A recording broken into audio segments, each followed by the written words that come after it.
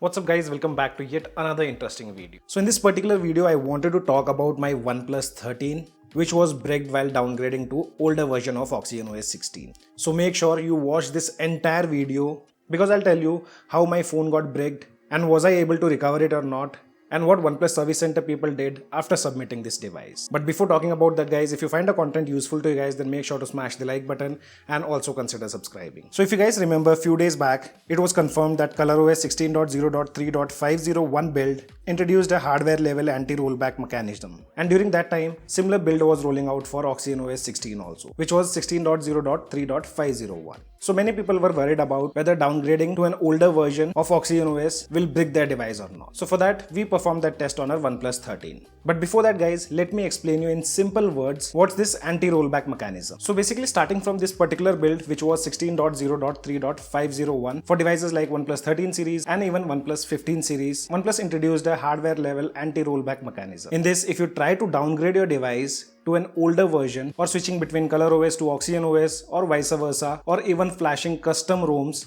there's a eFuse which gets triggered, updating the CPU and XBL security version. This is basically a hardware level change and software cannot fix it.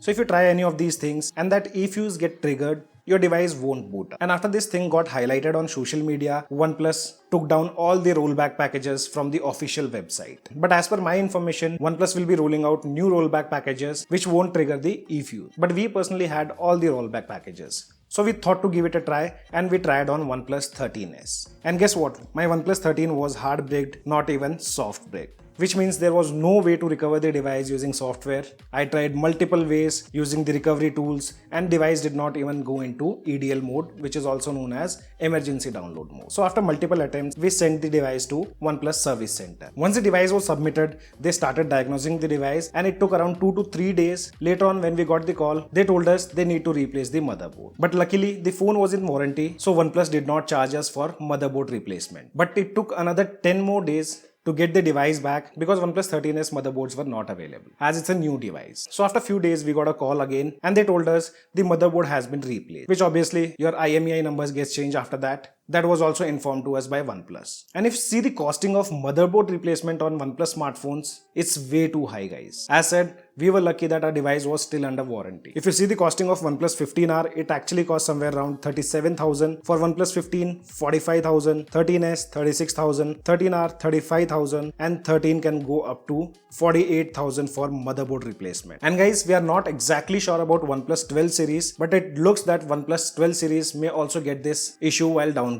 So if you have any OnePlus 12 series device, avoid downgrading as of now. So here are few things which you guys need to remember. See, if it's your primary phone, do not downgrade to lower build because it might take few days. In our case, it took 10 days and it completely depends on the parts availability. Wait for new rollback packages. After that, once they are available, we'll personally test it on a device which is under warranty so that you guys don't suffer the loss. But updating to newer build is completely fine guys. If you see any new update, make sure you update your device to the latest build. So guys, our phone got repaired free of cost, but if your device is out of warranty, do not downgrade your device. And it's now confirmed that downgrading can break your device. Not even soft break, hard breaks, wherein you cannot even recover the device using the recovery tool. The only option left is to replace the motherboard. I hope you guys find this video useful. If so, do consider subscribing and also make sure to smash the like button.